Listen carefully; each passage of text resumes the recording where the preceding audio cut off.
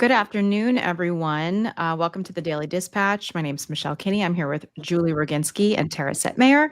And we wanted to come to you today and talk a little bit, or maybe a lot of it, about Stephen Miller, who is the Deputy Chief of Staff for the Trump administration, a former staffer for Jeff Sessions, and friend of Richard Spencer's, white nationalists who they met at Duke. And Stephen Miller is an extremely problematic person who made an extremely disturbing speech yesterday at Charlie Kirk's memorial service that really read more like a manifesto than a memorial speech. No.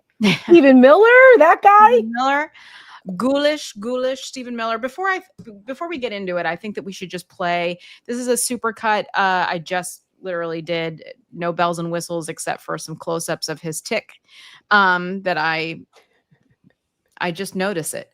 And so we should watch this and then come on the other side and we'll have a discussion. Go to our whoops, just kidding. Stephen Miller. Hello, Turning Point.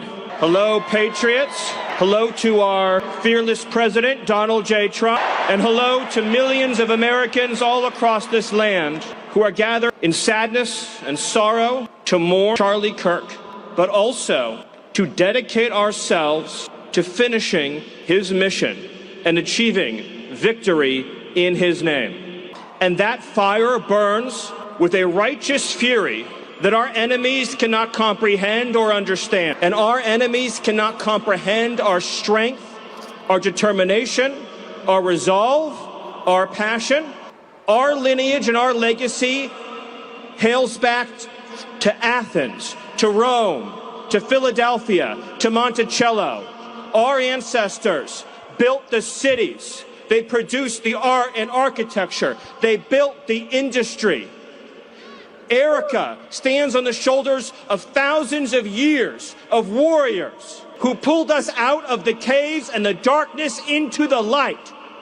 The light will defeat the dark. We will prevail over the forces of wickedness and evil. They cannot imagine what they have awakened. They cannot conceive of the army that they have arisen in all of us. Because we stand for what is good, what is virtuous, what is noble. And to those trying to incite violence against us, those trying to foment hatred against us, what do you have? You have nothing. You are nothing. You are wickedness, you are jealousy, you are envy, you are hatred. You are nothing. You can build nothing. You can produce nothing. You can create nothing. We are the ones who build. We are the ones who create. We are the ones who lift up humanity. You thought you could kill Charlie Kirk? You have made him immortal. You have immortalized Charlie Kirk. And now millions will carry on his legacy. And we will devote the rest of our lives to finishing the causes for which Charlie gave his last measure of devotion. You cannot defeat us. You cannot slow us. You cannot stop us. You cannot deter us. You have no idea the dragon you have awakened. You have no idea how determined we will be to save this civilization, to save the West, to save this republic. Because our children are strong, and our grandchildren will be strong, and our children's children's children will be strong. And what will you leave behind? Nothing. Nothing. To our enemies, you have nothing to give, you have nothing to offer, you have nothing to share, but bitterness. We have beauty, we have light, we have goodness, we have determination, we have vision, we have strength. We built the world that we inhabit now, generation by generation. And we will defend this world. We will defend goodness. We will defend light. We will defend virtue. You cannot terrify us. You cannot frighten us. You cannot threaten us. Because we are on the side of goodness. We are on the side of God. And to my friend Charlie, we will finish the job. We will defeat the forces of darkness and evil. and we will achieve victory for our children, for our families, for our civilization, and for every patriot who stands with us. God bless you. God bless Turning Point. God bless Erica. God bless the Kirk family. God bless our heroes. And God bless the United States of America. Thank you. I have a few points to make here, and I just want to make Yes. the discussion because they're historic. And some of them, I think, we need to put this in context before we continue this discussion. First, I want to just start off with this. I don't know who Stephen Miller is talking about, where we are the descendants of Athens, we are the descendants of Rome, we are the descendants of Monticello. We, being me and Stephen Miller, are the descendants of Jews who grew up in the shtetl and lived in the shtetl and died in the shtetl. We are the descendants of people who died in pogroms and holocausts because of rhetoric like this. That's me. And I say this as a Jew, much like Stephen Miller, that is who we are the descendants of. As for the reference to Athens and to Rome, this is straight, and I mean straight, out of the Nazi playbook. I mean, listen, the Nazis consist, if you look at their architecture, it was built to resemble ancient Rome, ancient Greece. If you know anything about Aryan myth making, it should make your hair stand on edge, because the Nazi regime systematically appropriated the legacy of classical antiquity, especially Greece and Rome, to construct a racial myth of continuity between the Aryan past and the German present. And to see that happening here in the United States, from a man who refers to those he doesn't like as a vermin, another big word that Donald Trump uses, that the Nazis used. For a man who used the words, and I want to be very clear about what he said, we are the storm, and our enemies comprehend our strength, our determination, our resolve, and our passion. Now, where does that "we are the storm" come from? Well, it's actually become a QAnon rallying cry. You know that if you're ABC that retweeted this whole thing without any comment. Or CNN, by the way. Or CNN. But I specifically point out ABC for one reason, which I'll get to in 1 second. But, you know, a journalistic enterprise operating in good faith, which ABC is clearly not, would have known that it was a QAnon line, because that received a tremendous amount of attention in the lead up to the 2020 election. They covered it. The New York Times covered it. It's a slogan that was all over. They wore it on shirts. There's shirts all over social media posts. In fact, the Texas Republican Party got into a lot of trouble when Allen West became its head, because what they did was have shirts and mugs and sweatshirts and all that stuff saying "we are the storm," and it became a huge deal. But that's not, QAnon didn't just invent that. And again, we don't know who Q is, right? We still don't know who Q is. I have my suspicions that Q is actually a foreign, I think it's a foreign operation, but that's neither here nor there. In 1943, Joseph Goebbels, who was the Third Reich's Minister of Propaganda, delivered a speech entitled "Total War." And it was delivered very much like this speech in front of a very curated audience. And to put this in context, again, the Battle of Stalingrad had just ended. It became apparent that the German war effort was in deep trouble. He needed to rile up the base. And this was his most famous speech of all the speeches that he gave in the 12 years that he was in power, and even in the years prior to that. And the phrase "we are the storm" comes from, and I'm not going to say it in German, but the English translation, because I can't speak German, but the English translation was, "Now people rise up and let the storm break loose." And that is where the phrase "we are the storm" comes from. And that's where QAnon picked it up. And they're not shy about it. They said that's where they picked it up. Right. That's also that was also the phrase for the SA, basically the stormtroopers in German. Yes. And the so storm detachment. Yep. So I guess I got to finally ask the question that I think we're all tiptoeing around. How much longer are we going to pretend that they're not fascists and they're not the coming of the Nazis again? And more relevantly, how much longer are we going to pretend that ABC just took Jimmy Kimmel off the air for saying something that I have no idea what he said that was even remotely offensive, but platforms these people, retweets them without commentary, and goes live with this kind of rhetoric and has no problem with it? So I ask you again, how much longer are we going to patronize these places, whether it's Disney or ESPN or Hulu or Disney Plus? Go see their Star Wars movies, go see their superhero movies, go on their cruise ships and whatever else they all do, go to their branded hotels, because they've shown themselves who they are. Either they're woefully incurious and woefully moronic and don't know what they're tweeting out, in which case fire those people and replace them with people who have a sense of history, or they're doing it on purpose because commercially it makes sense for them to curry favor with this administration. Well, I can tell you it's the latter. Yeah. Because I talked to one of my Hollywood friends over the weekend who is very plugged in, award-winning television producer. Yeah. And I asked, what's the story out there? What the hell is going on with Iger and Disney? I said, how is Hollywood responding to this? And she said, it's all about the mergers. It's all about the consolidation of the media landscape. It's all about the bottom line, because these are publicly traded companies and they're worried about surviving. And she said, but I can tell you that there's also a lot of people who are disgusted with what Bob Iger has done, because he used to be, and there was an article about this, how he used to be like the moral conscience of the Hollywood, right? He's the one who was going head to head with DeSantis. Yes. And even before that, Disney was one of the first companies to offer benefits to same-sex couples, even when they weren't married, before same-sex marriage was legal. And that was they were targeted in the culture war by the right, by the religious right. They tried to boycott Disney parks and all of those things because of that. They have the gay cruises. They have like the gay LGBTQ family day. Right. They have the branded pride stuff, and like they were very, very progressive and open in that way. And one of the first major companies in the US to do this. And so this 180 is purely about the bottom line.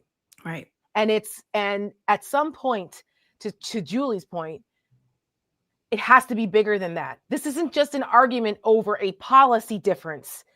This is the fundamental, you're at the heart of the fundamental cornerstones of our democracy here. And freedom and rights, and allowing Trump to get away with things that are wholly anti-democratic, that completely fly in the face of our Constitution. And the American people are just shrugging it off. And media companies that have a responsibility. When James Madison was the chief architect of our Bill of Rights, when he was writing the Bill of Rights, he was very, very impassioned about making sure that there was freedom of religion, assembly, press. Why? And speech. Why?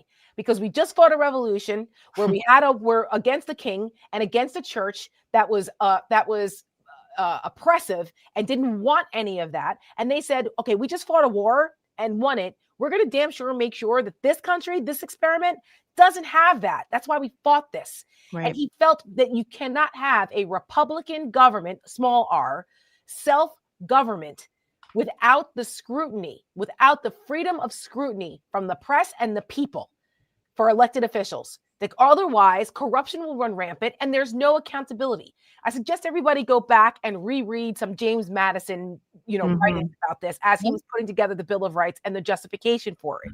So this is, people have forgotten about this. That's why, thank God, we have Julie and her knowledge of history, Michelle and her knowledge of history, and mine, because we can all put this in context to today. That's why the Department of Justice, for those who don't know, just entered into an agreement to work on this 250-year celebration propaganda campaign about civics to rewrite history. So the American people don't know this, because that display yesterday, holy shit. So bad. It was so bad. It was a combination between like the Handmaid's Tale commander funeral, and a Nazi fucking rally. And by the way, Michelle, the only person that can lay claim to what Stephen Miller was talking about on this, at least on this show, is you. You are the descendant of Monticello and whatever the hell else. I mean, listen, it crossed my mind as he was saying it, and he's like, "We built." I was like, No, what is he talking about? Because what are you talking about, Michelle? He's not talking about Tara. He's not talking about Julie. He's not talking about the people who came here enslaved in chains. Right. He's not even talking about himself or Donald Trump. Right.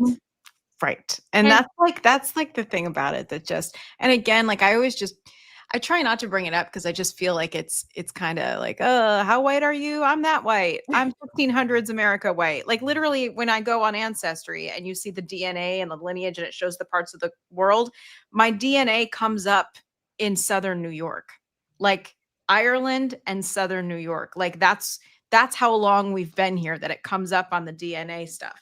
And so I say all that, but like, then I hear that and I'm like, no, like if you're going to lay claim to that shit, like if you really want to go toe to toe here, I will go toe to toe with you, because, you know, there are some of us who celebrate, or like at least like to appreciate or are grateful for the people who came before us. You know, I have, again, I've said there's no less than 10 on both sides of my family, one of which was a 77-year-old man who picked up a musket and went to fight in the Connecticut militia at 77 years old. And like, these are the people who built America. It is the slaves who were brought here in chains who built America. Like, do we really want to be real here, Stephen Miller? Because every time he says anything about ancestry or the West or our descendants, he means white people. Yes. That is what he means. Correct. He means white people, and is like, to save this civilization, white people. He says it, the West. Yeah. He says that, and he says this often, but he said it yesterday very clearly. And I made a mental note when I heard him going on this diatribe here, the whole we and you and, you know, us thing.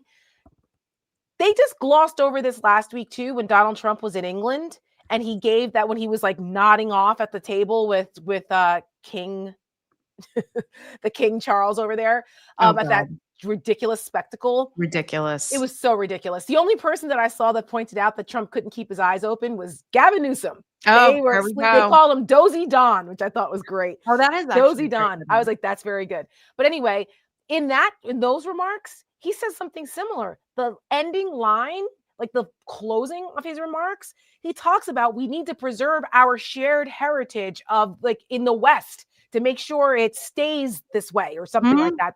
I forgot what it said exactly, but it was very nativist. He's very, very thing. Open about that. Correct. And when he says also that Stephen Miller probably wrote that, which is why I said it. 100%. And when he says our children, our grandchildren, our children's children's children, again, this is what he means, is that his people will survive. Right. And that people with brown skin or black skin or people who disagree with him will not be here. That's correct. His children. That is what he means. His children or his children's children are going to pretend that he never existed and that he never related to them. That's what's going to happen. But I want to talk about half his family. That's I want to talk about Stephen Miller, because Stephen Miller talks about the West all the time. Western culture, Western civilization.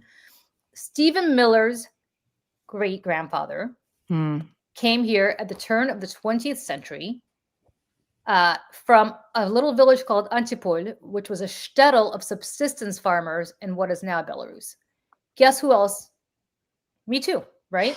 A lot of my family came here much later, but my family also came from little shtetls in Belarus. The point is, if you're talking about Western civilization and you're creating a direct line here from ancient Athens to ancient Rome to Monticello to whatever the hell else he was talking about. Monticello. Monticello, actually. Monticello is in upstate New York. Sorry, Monticello. Belarus is nowhere on that trajectory. Belarus is east of that. Belarus, until the Nazis came through, was full of Russian Orthodox people, mostly, killing Jews like Stephen Miller, and doing to Jews like Stephen Miller's family what Stephen Miller would like to do to undocumented immigrants now. And what he is doing. What he is doing. What he's been fantasizing about since he was in 8th grade, when he stopped being friends with his Latino best buddy that he grew up with, which is in the Rolling Stone article we're going to talk about in a minute. This right here. But I'll put this down, but we can come back to it. I just wanted to show that first page there. I don't know what else I have to add, other than I want to just keep coming back to ABC, because these are the people, ABC platforms without comment. And it's okay. And we're supposed to expect that in the next 3 years, when there's another national election, that somehow we're going to be ready to have that election. My friends, if they've done this in the first 8 months, and it's only been 8 months, what do you think they're going to do before the next election? And why do you think, if the media is falling into place right now, on what planet do we think that people are going to have any kind of critical thinking skills left if they continue listening to corporate media? And I get it. It sounds, again, Michelle and I say this all the time, it sounds very self-serving, but there's a reason why we started Mayday. It wasn't in the cards. This isn't like something the three of us decided to wake up one day and said, hey, let's put in all this work, drop everything. All this extra free time we've got. With all this money we don't have. Right. Start this thing, right? It's because our corporate media is just not meeting the moment's not even the right way to say it anymore. It's completely not even living on our planet. It's sold out. Yes, they're capitulating. They obeyed in advance. It started early on, and that's rule number one in what not to do is not to obey in advance. Because once you do that, you signal that, then the enemies know, the authoritarians know they've got you. And that's exactly, I mean, like, it doesn't get any more textbook. It's pathetically predictable what has happened as a result of the actions and the behavior of major media corporations like ABC. I mean, it's really just like almost like unbelievable. You couldn't script this. No, because no one would believe it. No. And before we move over to the Rolling Stone article, I do have a clip, Tara, that you sent me. Oh, yes. This is CNN yesterday. This is, they were covering this memorial service, if you can even call it that, yesterday. Wall to wall. And this was their reaction after Susie Wiles and Stephen Miller spoke. I'm just going to play a little bit of it. We've been listening to White House Chief of Staff Susie Wiles speaking at the Memorial for Charlie Kirk in Glendale, Arizona. Just moments before her, we heard from top advisor to the president, Stephen Miller.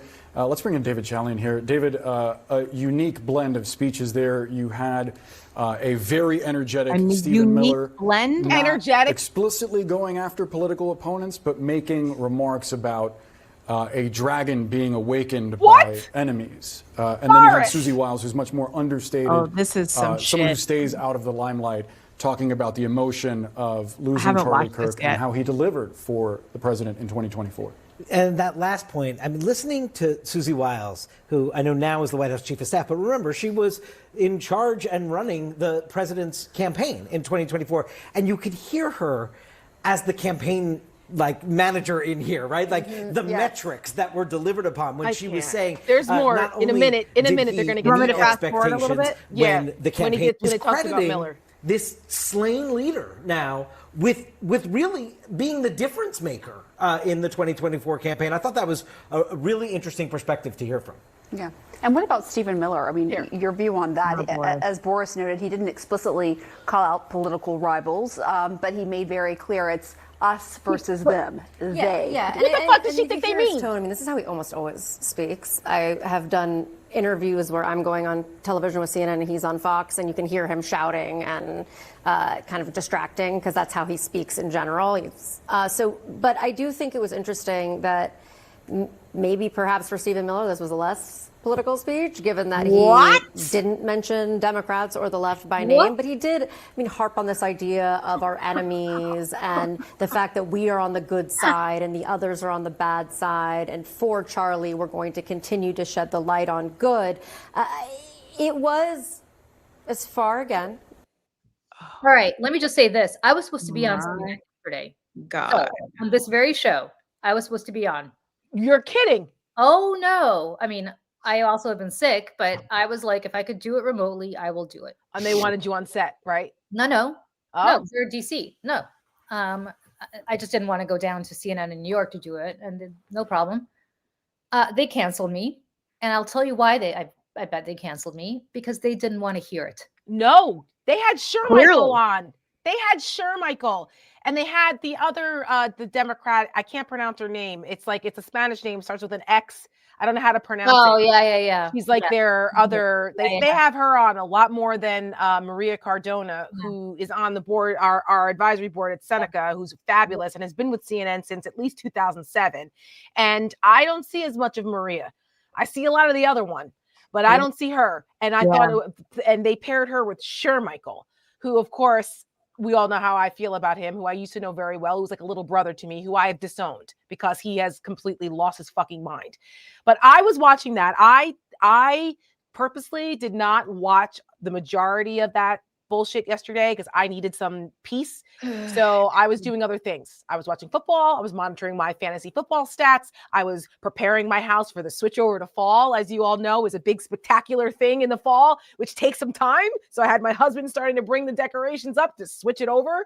And then I said, okay, let me just tune in real quick and see what's happening. And I tuned in right at the time that Stephen Miller was speaking, and right at the time that then Susie Wiles went after him, and then the CNN analysis on this, and they went on for another like 4 minutes about, trying everything they possibly could to sane wash Stephen Miller. And I said, nope. And I turned it off, and I did not turn it back on again until I watched I watched a portion of the Serena Waterford, Erica Kirk remarks.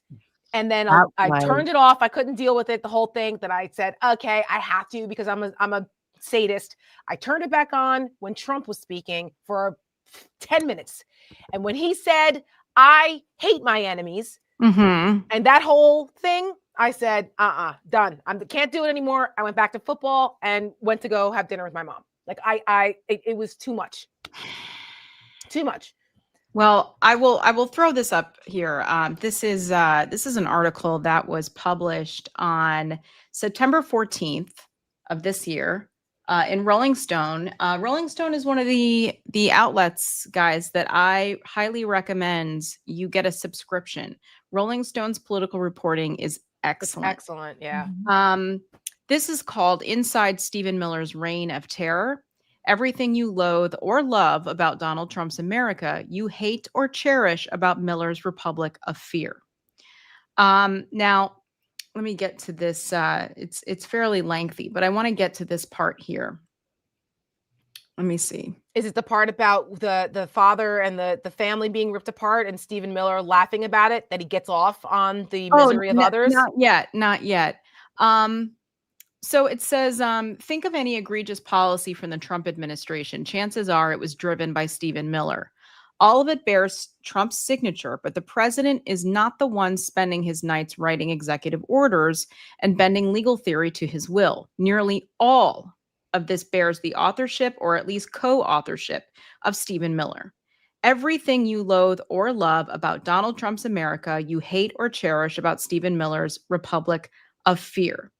Under Miller's guiding hand, the government can deport or kidnap or rendition you or your spouse without due process to a foreign gulag if the president feels like it. The White House can repeatedly threaten to take away the most basic constitutional protections, such as habeas corpus. The president can launch Justice Department investigations against his enemies.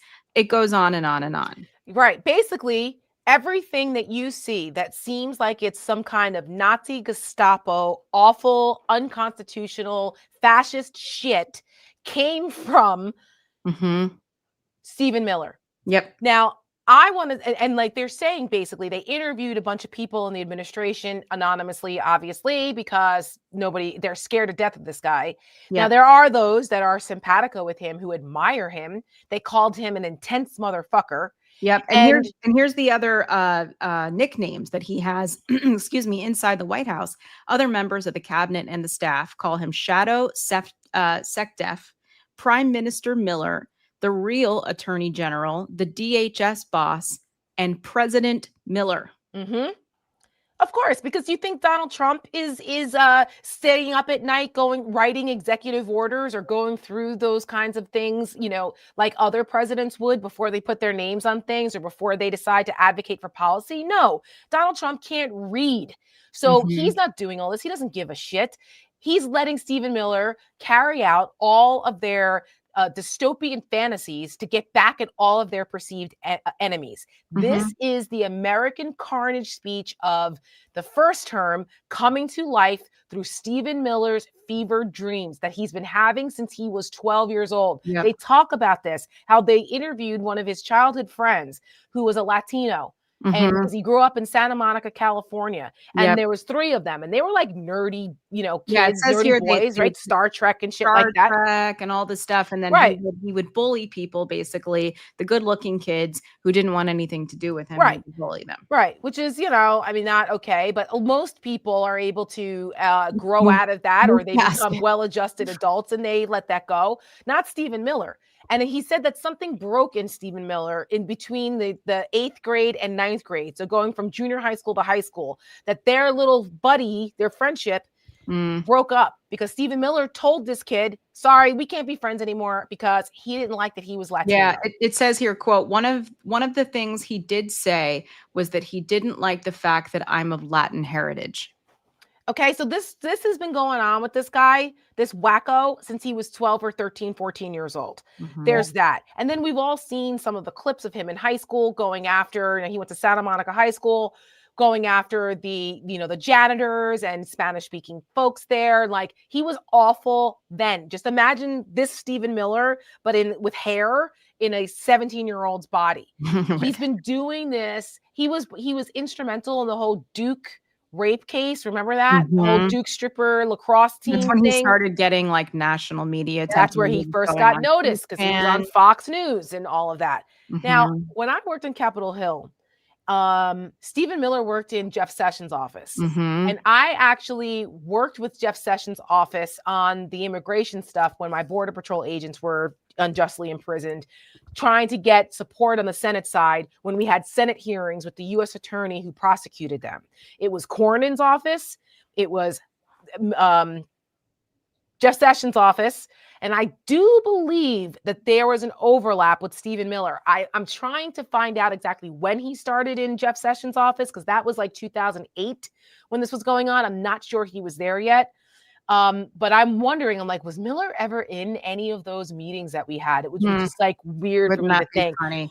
But they also talk about how even he's not liked by anyone. Even his Capitol Hill colleagues hated this guy. They used to spread rumors about him and saying that he played with porcelain dolls. They did everything they could. I can tell you that when I was on the Hill, it was before we didn't have you had YouTube, but it wasn't like what it is. Facebook was kind of just starting out. You didn't have no Instagram, no Twitter, but we used to have group chats, not like Signal and all that, because that didn't exist then. But we'd have like bulletin board email chains where a bunch of us would sign up, and it was internal. We could never get away with anything like that now, but where we would talk about people and make fun of this one or that one anonymously, because you would sign up with you could anonymously sign up. It was crazy. So I could only imagine the conversation back and forth. Now the House side's a little different than the Senate, but I could only imagine the kind of stuff that was said about the Stephen Millers of the world. So this is all Mr. Grievance Monger, and he is taking it out on everyone.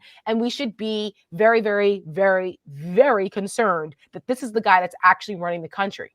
Well, and that's where the title of this video, I referenced Goebbels, but also Roy Cohn, and there's a reason.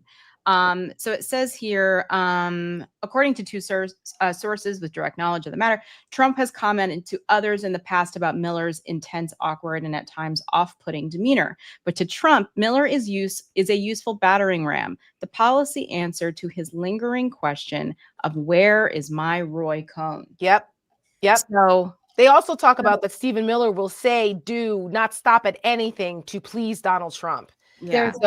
There's also something about Stephen Miller that I think is not talked about enough. So Stephen Miller grew up in Santa Monica in a pretty affluent household. His dad was having financial problems, and he was forced, and I use that word loosely, to go to public school in Santa Monica, California. Oh no, public school. Yeah, in Santa Monica.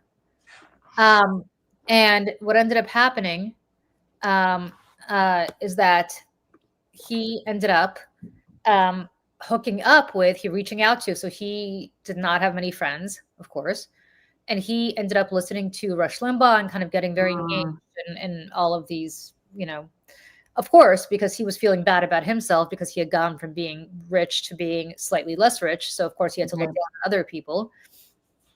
And he hooked up with David Horowitz. Oh, God, that's right. David Horowitz ran and continues to run the Center for the Study of Popular Culture, which was later renamed the David Horowitz Freedom Center. Wow. Tool for political warfare.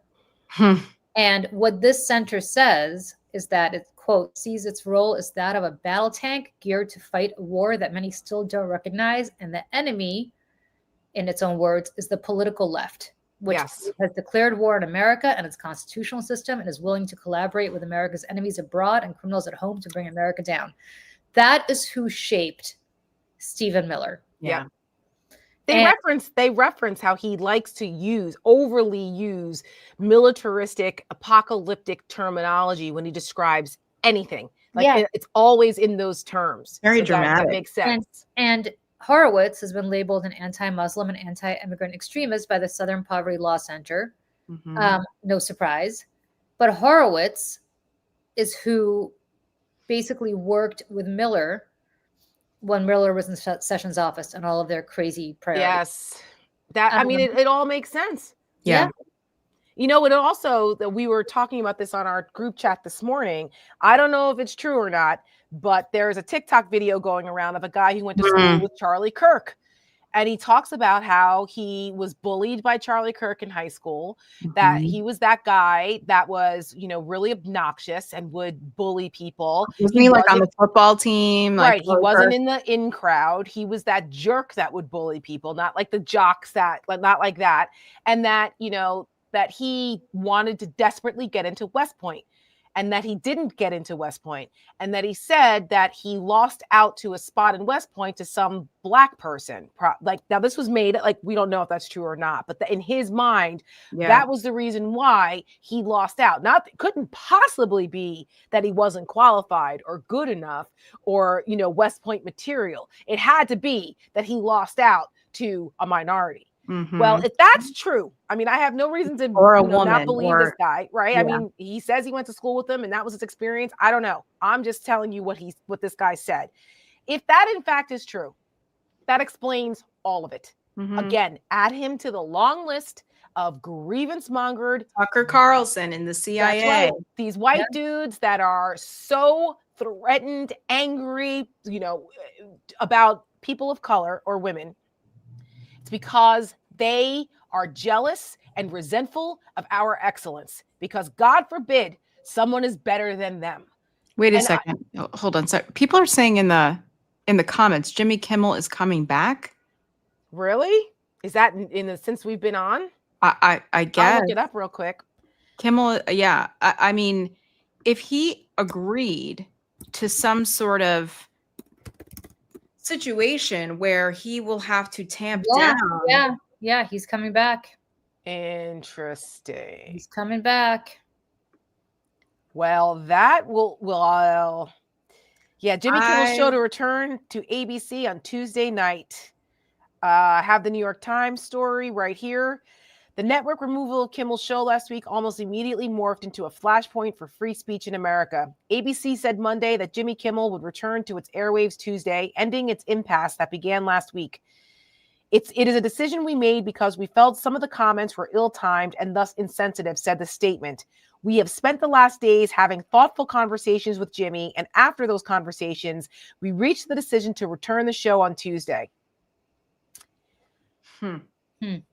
Let's see whether it'll be interesting. Actually, this is an interesting thing because remember, Sinclair said that they will not run Kimmel, even if Disney brings him back. Right. Unless Kimmel, A, apologizes, and B, donates. And make some sort of donation to the USA. If he does any of these things. I hope not. Or pulls his punches.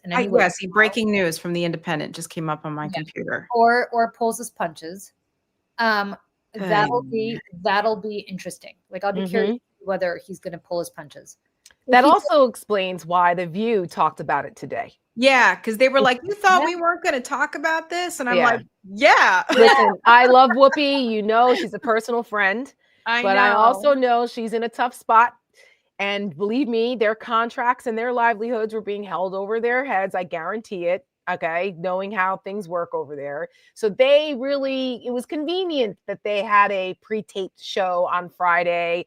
It was very convenient, the excuses they used for not talking about this. And they said that they wanted to give it a beat, just like they did with Colbert, to see how things played out.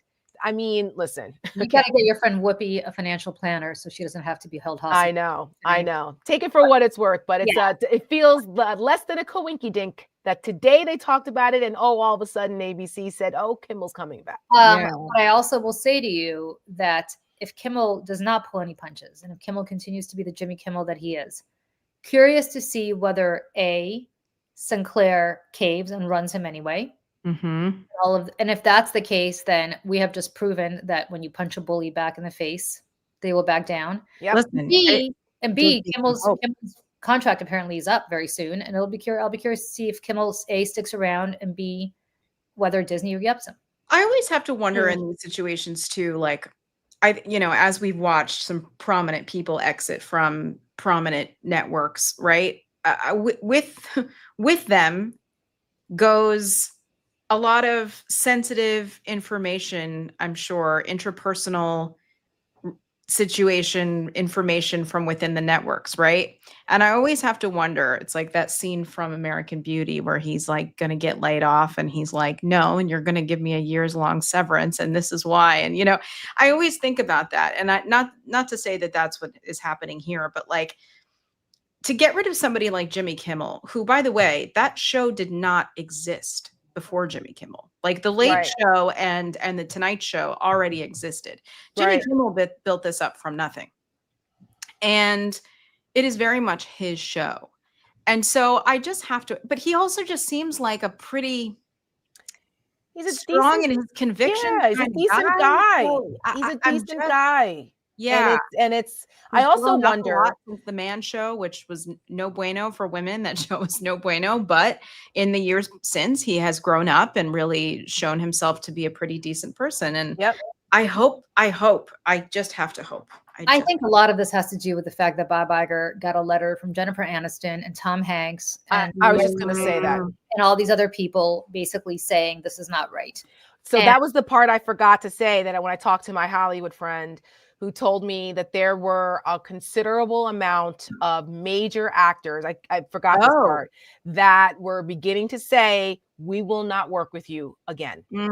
Yes. And so that makes sense. Well, Michael Eisner came out with a statement. I don't know if you saw his. Yeah. Eisner, who I used to write letters to as a child, asking to be in movies. Michelle, I have so many disgusting stories about Michael Eisner from the Democratic. Oh no! From the Democratic dear Michael Eisner, I would like to be in Newsies too. But like these are the letters that would. But I saw that though, and I'm like, who's to say what Michael Eisner would be doing now if he was in charge? I think it's probably easy for him to say, but it certainly says something that like, where is the leadership here? Yes. And our buddy from The Handmaid's Tale, Bradley Whitford. Oh, Bradley Whitford, he's the best. Yes, I mean, he was, he played Commander Lawrence on The Handmaid's Tale. We refer to it all the time. He was just on CNN shortly before we came on, speaking out about this as well. And so, like, it was clear. And then, you had the unions. Michelle, you sent us that clip about the musicians union. There's a lot of, the unions are powerful here. And there's a lot of people that are impacted by these kinds of things. So this is, as we see this develop, we'll find out where the pressure was coming from, because, the reporters are all embedded in there. And I'm sure we'll get the story about what ultimately happened here. But for right now, I'll take this as a win. Yeah, I mean, we'll see. We'll see how this plays out. Wait and see, but at the end of the day, all of these comparisons have been made between Stephen Miller and Joseph Goebbels, and how Goebbels had ousted very popular actors in Germany at the time, and comedians and satirists. And Stephen Miller again is in the ear of Donald Trump, doing and making him do all these things because Donald Trump doesn't care. He just didn't want to go to jail. Right. That's right. Donald Trump. And so he's like, I'm going to let this guy do all my dirty work. And I bet you that they also made this announcement after the rally yesterday / memorial, because they didn't want to be killed from the podium by Trump, and with the world's media, including their own, putting attention on it. Yep. So with that said, that's our daily dispatch for today. Breaking news in the middle of it. We love this. Yeah. And by the way, thank you to everyone who joined us in the chat. If you're listening to us after the fact, please, if you can, like and subscribe to Mayday Network on YouTube, because you'll be the first to know when we're going to do these lives. And sometimes they're last minute. Sometimes we get a couple hours, announcement, and you'll get the little ding. But even more importantly, I would not have known that was happening had it not been for the chat. So thank you to everyone who flagged that information. It's important and also very relevant to our conversation. And it helps the algorithm. We're up against a juggernaut. And so this is a David and Goliath type of situation here with us and those of us who are in the independent media space. So the more interaction, the more people who like and subscribe, the more people who spread the word. We can try. You got to start from somewhere. How do you eat an elephant? One bite at a time. So it starts here with us and you guys. Bye, everybody. Bye, everyone. See you tomorrow. We'll see you soon. Bye.